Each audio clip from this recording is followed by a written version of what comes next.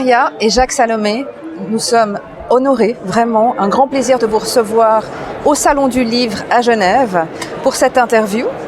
Et on va parler de votre dernière œuvre, on peut dire une écriture à quatre mains, donc Un chemin de vie, donc qui est votre dernier ouvrage, dernier essai, mais pas que, parce que Jacques Salomé, en tant qu'écrivain, et vous-même vous l'accompagnez, donc vous êtes mari et femme, vous avez un long chemin, et un long chemin de collaboration. Vous avez été traduit en plus de 27 langues. Vous avez un essai qui s'appelle donc Le courage d'être soi, qui a été vendu à 3 millions d'exemplaires. Enfin, ce sont des chiffres qui donnent le vertige.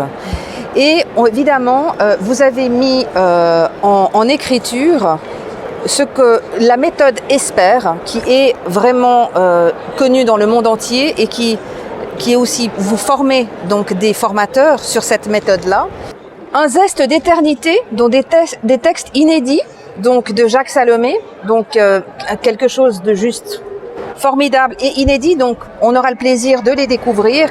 Et puis un titre, Voyage au pays de l'amour. Et là, alors ça, je pense que c'est formidable parce qu'on a vraiment l'impression que ce titre, rien que ce titre vous représente et représente cette collaboration et cette magnifique rencontre.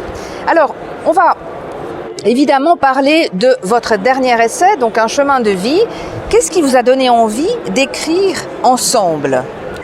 Bonjour et merci pour cette invitation qui me touche, qui nous touche. On est heureux d'être à Genève. Le livre Un chemin de vie, c'est un chemin de vie qui peut être le mien, le vôtre. Toute personne peut se retrouver dans cet ouvrage, car en fait c'était une trace écrite de ce que la méthode ESPER, par la visualisation, la symbolisation, montre comme communication, comme langage, autre que les mots. Et ce livre il est magnifique parce que ça termine avec des contes. Jacques est un très grand conteur. Donc il y a 4 volumes de contes qui sont écrits par Jacques. Et là, c'est un ouvrage qui clôture cette démarche de contes, de démarches symboliques que chacun de nous peut utiliser dans le monde des adultes comme une responsabilisation, un engagement vis-à-vis de soi, vis-à-vis de l'autre, quand je rentre dans une relation qui m'est chère. Et avec les enfants, leur montrer qu'il y a des possibles aussi des autres langages que le langage avec la parole, par les dessins, par les contes, les métaphores, par les objets. Donc les enfants, ils ont une imagination immense. Et Jacques Salomé a toujours écrit d'inviter les enfants nous parler à leur manière, même par des gestes. Dans leur jeu, ils essaient de nous transmettre des messages. Donc ce livre, c'est un peu une analyse, des témoignages, des exemples qu'on peut trouver dans notre quotidien, à chaque pas. Alors, si on parle de langage, je rebondis sur ce que vous dites, est-ce que en écrivant Voyage au pays de l'amour, est-ce qu'on peut dire que l'amour est un langage ? Oui, c'est le langage le plus commun. Enfin, peut-être que je dois préciser à ceux qui nous regardent, ceux qui nous écoutent, que Jacques a subi un très grave AVC qui lui a enlevé l'usage de la parole.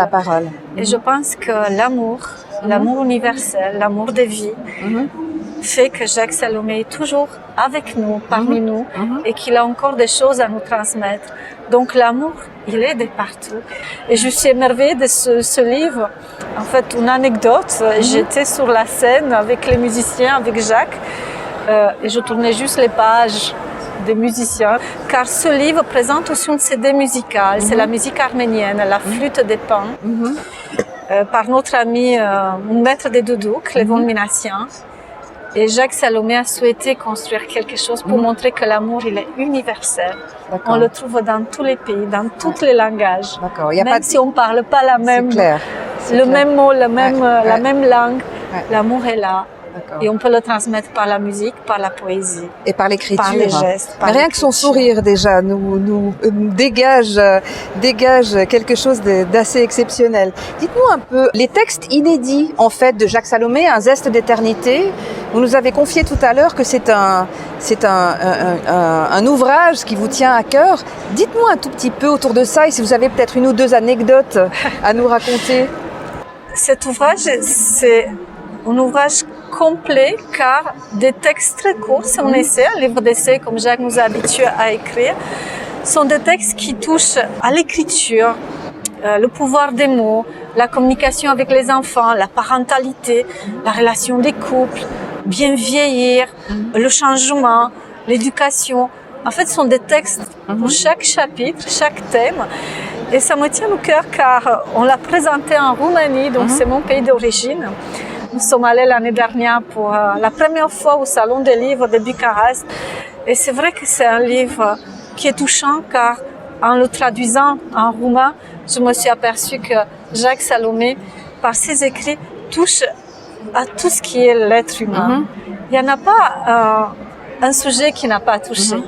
Donc on peut se retrouver quand on a envie de construire un projet de vie, quand on a un souci d'amour, quand on a un non-savoir dans l'éducation de nos enfants, le positionnement dans la société ou professionnel, si on peut tout. Et c'est vrai que ce sont des textes inédits, car j'ai eu l'occasion avec Jacques de chercher des textes qui ne sont pas encore publiés. Et c'est vrai que c'est un livre qui me tient au cœur. C'est un homme de plume depuis 30 ans. Vous êtes sa voix aujourd'hui, donc VOIX, et vous êtes sur la même voie, VOIE, on peut dire ça comme ça. Et j'ai l'impression qu'au cours de ces 30 ans d'écriture, vous m'avez aidé à être meilleur. Est-ce qu'on peut dire aujourd'hui que Jacques Salomé est l'écrivain pour se sentir meilleur, pour devenir meilleur? Vous nous enseignez tellement à travers l'écriture, c'est juste, j'aime rien que d'entendre même votre oui, votre voix, c'est magnifique. Dites-nous Valéria. Nous recevons beaucoup de témoignages des gens. Et au Salon des livres, c'est très émouvant parce que les gens aujourd'hui ne viennent pas écouter Jacques, mais ils viennent lui témoigner de ce que ses écrits leur apporté. Et quand j'entends « vous m'avez sauvé la vie », c'est quelque chose, c'est un message très fort.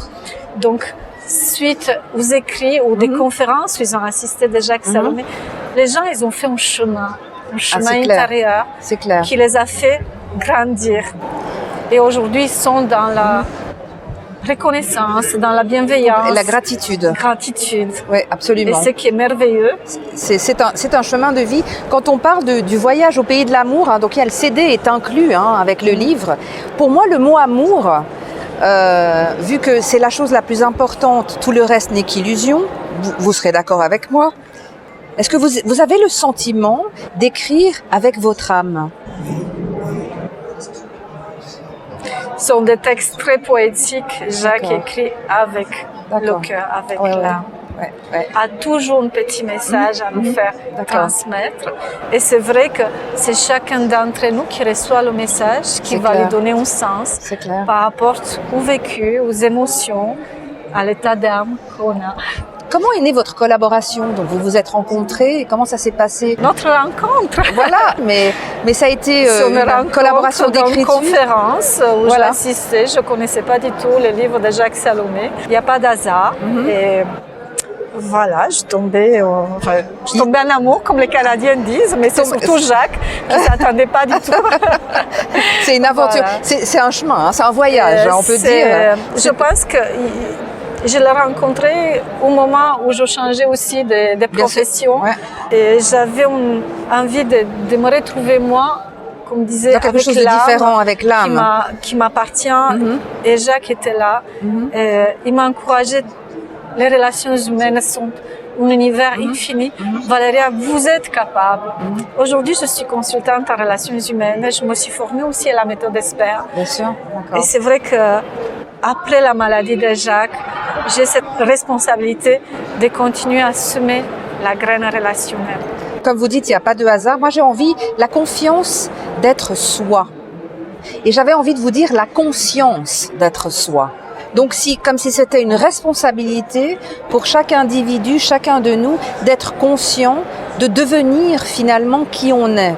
Est-ce que vous êtes d'accord avec ça? Le courage d'être soi, traduit en allemand, et Marshall Rosenberg a accepté de faire la préface de ce livre car elle était touchée par l'approche de la méthode Espère qui va un peu plus loin que la communication non violente que lui a développée. Donc Jacques Salomé nous invite à utiliser la visualisation et la symbolisation. Et la conscience d'être soi et la confiance pour être soi. Qu'est-ce que vous pouvez nous dire à ce sujet dans le cadre de la méthode ESPER? Est-ce que vous pensez que vous accompagnez les gens en communication pour vraiment être soi-même? Alors, je peux vous donner un exemple. Un homme de 52 ans qui me dit, je me cherche, il y a quelque chose en moi qui presque je suis pas épanouie, même si je réalisais plein des choses au niveau professionnel, familial, je me pose dans la société qui me compte, mais je me retrouve pas. 52 ans. Et dans l'accompagnement, on a montré par un objet, il y avait une coupe, mais cette coupe me parle. En fait, je suis toujours en compétition avec moi-même. Et je dis, mais qu'est-ce que ça fait? Comment ça fait? La maman, après sa naissance, lui a transmis un très beau message. Sois parfait, mon chéri. Et ce sois parfait, c'est un beau message, mais c'est un message qui est lourd. Et donc, cet homme essaie de répondre au désir de cette femme et il n'est pas soi. D'accord. Donc aujourd'hui, ce message, il est à restituer à la maman. C'est un beau message, mais ça ne l'accomplit pas et lui, il ne se retrouve pas dans cet homme parfait. Être lui-même aujourd'hui, c'est ça. Avec l'expérience de vie qu'il a et surtout les envies et les désirs et les choses, les richesses, le potentiel qu'il habite à l'intérieur de lui. Oui, parfait, c'est se parfaire. Donc on est sur le chemin de la perfection, mais on n'y est pas encore. Quelque part, ça peut aussi être interprété différemment. Moi, j'ai envie d'abord de vous dire merci. Merci d'avoir accepté notre invitation pour cette interview. Valéria et Jacques Salomé, un chemin de vie, et quel chemin, continuez sur ce succès-là, et votre amour se ressent, votre amour émane de votre union, et j'ai vraiment envie de vous souhaiter un plein succès, et j'espère que toutes les personnes, 27 langues, donc toutes les contrées en 27 langues, ont autant de plaisir que nous, dans un pays francophone et en Suisse, de vous lire et de vous apprécier et d'avancer grâce à vous. Merci, merci d'être là, merci d'exister et merci pour cette interview.